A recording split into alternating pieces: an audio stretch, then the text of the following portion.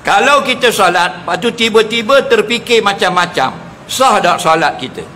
Dia tengah semayang, dia fikir macam-macam. Tengah semayang dia fikir beras tak beli lagi. Yang tu pula nak pergi Jepang ni, nak pergi jumpa orang lepas semayang. Tak? Memang.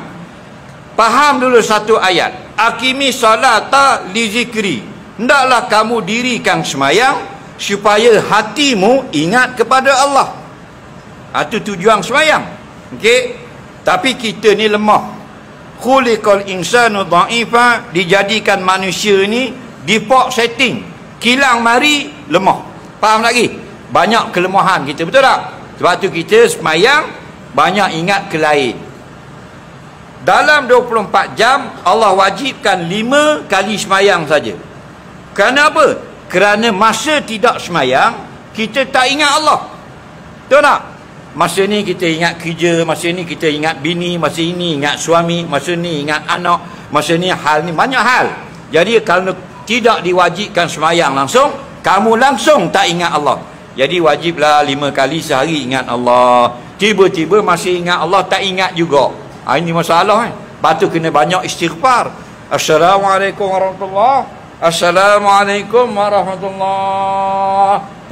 Astaghfirullah. Apa makna? Maafkan aku ya Allah, tadi semayang dah tapi tak ingat juga mu. Betul tak?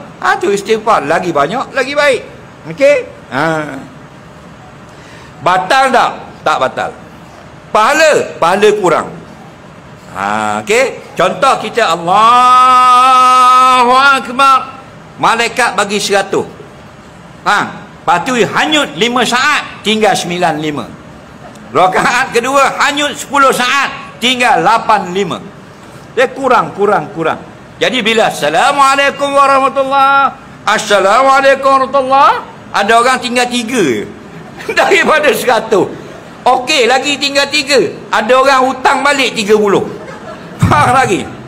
Jadi beginilah, setiap hari kita upgrade. Seperti kita upgrade hidup kita. Dulu kita mula-mula pakai motor, lepas tu pakai kancil, lepas tu pakai kaca wajah. Sekarang alhamdulillah Axia. Faham? Kan dia ada upgrade. Betul tak? Begitulah dengan semayang kita. Dulu kita langsung 4 rakaat tak ingat Tuhan. 10 tahun lepas dapat 1 rakaat ingat Tuhan. 2024 dah dapat 2 rakaat ingat Tuhan, 2 lagi hanyut. Okey dah tu. Faham? Jadi berusaha. Allah tahu kita lemah. Soalan seterusnya,